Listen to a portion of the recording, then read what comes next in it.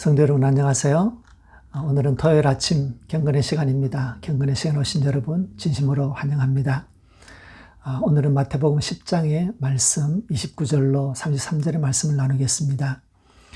참새 두 마리가 한 아사리온에 팔리지 않느냐. 그러나 너희 아버지께서 허락하지 아니하시면 그 하나도 땅에 떨어지지 아니하리라.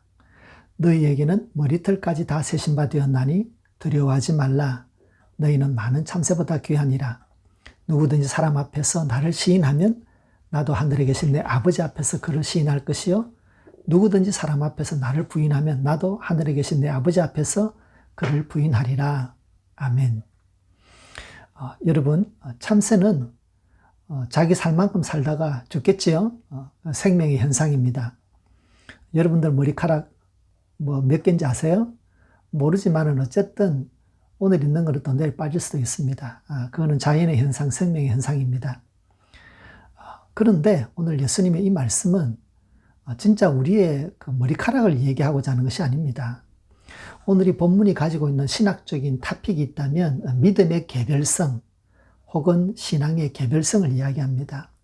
우리의 신앙에는 두 가지가 같이 있어요. 하나는 우리의 믿음의 개별성, 우리는 하나님으로부터 한 믿음의 독자로서, 온전한 믿음의 사람으로서 개인적으로 서 있을 뿐만 아니라 또 다른 한쪽은 우리는 하나님의 나라로 하나님의 백성으로서 공동체적으로 교회로 불림을 받았다라고 하는 이 믿음의 개별성과 이 공동체성이 같이 있는데 이것 중에서 오늘 본문의 말씀은 믿음의 개별성을 말씀한다라고 볼 수 있겠습니다.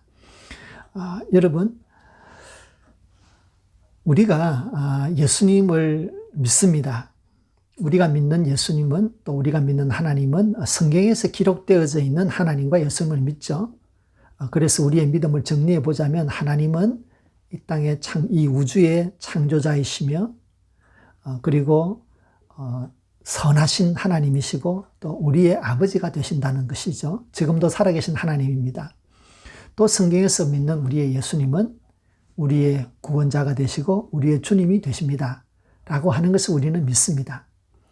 그러면 여러분, 이 믿음이라고 하는 이 성경적인 내용을 우리가 믿을 때에 이 믿음의 주체가 누구냐라고 하는 것이 문제입니다. 여러분, 그래서 여러분도 한번 믿음을 한번 이 시간 확인해 보기 바랍니다. 여러분 마음속으로 오른손을 여러분 가슴에 한번 여러분들께서 한번 이렇게 대답을 해 보시기 바랍니다. 제가 아주 그 성경적인 질문을 제가 드리겠습니다. 여러분은 성경에 하나님만이 참 살아계시며 창조자이신 하나님이시며 당신 자신의 아버지이신 것을 믿으십니까? 여러분 자신은 하나님은 당신의 개인적인 구원자가 되시며 여러분 개인의 주님이 되심을 믿습니까? 아멘. 여러분은 아멘 했습니다. 그러면 그 아멘한 주체는 바로 여러분들이고 성경의 신앙을 여러분이 믿는 거예요. 그래서 믿음은 뉴욕 시민 모두의 믿음이 될 수 없는 그런 집단적인 결정사항은 결코 아닙니다. 믿음이라고 하는 것은 한 개인의 자신의 양심의 자유와 의지를 가지고 스스로 결정하여서 선택하는 개인 고유의 인격적인 결정의 행위입니다. 나의 믿음을 누구도 대신해 줄 수 없고 또 우리 교회 성도님들이 나의 믿음을 대신해 줄 수도 없습니다. 우리 교회 성도님들이 믿음이 좋다고 해서 내가 믿음 좋은 것은 아닙니다. 믿음은 철저히 개인적인 것이기 때문에 우리 믿는 성도님들을 일컬어서 하나님 앞에 단독자다 이렇게 표현하기도 합니다. 그러니까 하나님과 나 사이에는 아무도 없고 오직 하나님 앞에 나만 있다는 거예요. 바로 이것이 믿음의 개별성, 믿음의 본질을 이야기하는 것입니다. 그렇다면 여러분 바꿔 말하자면 우리가 하나님 앞에 단독자라면 우리 앞에는 누가 계신 것입니까? 하나님, 오직 그 한 분만 계시다는 거예요. 그렇다면 하나님께서 나를 인도하실 때 그 인도는 우리에게 대한 매우 세밀한 인도일 수밖에 없습니다. 하나님이 준비하신 은혜와 그 길은 우리에게 맞춤의 은혜와 맞춤의 길일 수밖에 없습니다. 아버지는 아이가 어떤지 잘 압니다. 아이가 원하는 것과 필요로 한 것을 구분해서 아이에게 줄 수 있는 최선의 것을 준비해서 주는 것이 아버지입니다. 그래서 예수님은 우리에게 하나님을 아버지라고 말씀하십니다. 그 아버지를 우리가 아는데 그 아버지는 나와의 개인적인 믿음 속에서 만나는 아버지가 되시는 것이죠. 그래서 우리는 우리 자신만을 위한 하나님의 섬세한 인도를 받고 있다라는 것을 믿어야 합니다.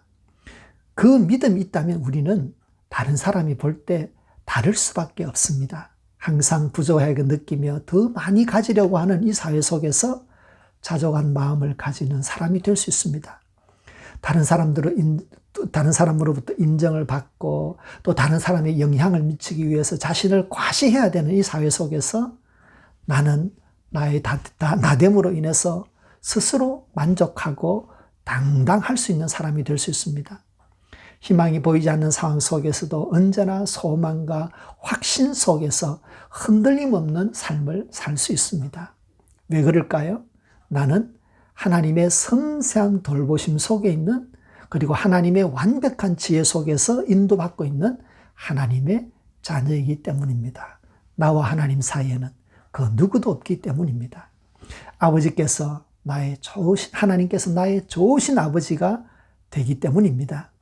이러한 삶의 태도는 세상에서 하나님을 나의 아버지로 시인하는 것이 됩니다. 하나님을 믿는다는 말이 아니고 나의 모든 일 속에서 믿음이 배어나오는 결정과 일들을 통해서 하나님이 아버지이신 것이 확인되는 것이 바로 하나님을 시인하는 것입니다. 말로만 하나님 믿습니다, 말로만 예수님 믿습니다 라는 것이 아니라 정말 그렇게 믿음으로 결정하고 믿음으로 살아감으로써 우리의 전체의 삶이 하나님을 시인하는 삶이 되어야 한다는 것이죠.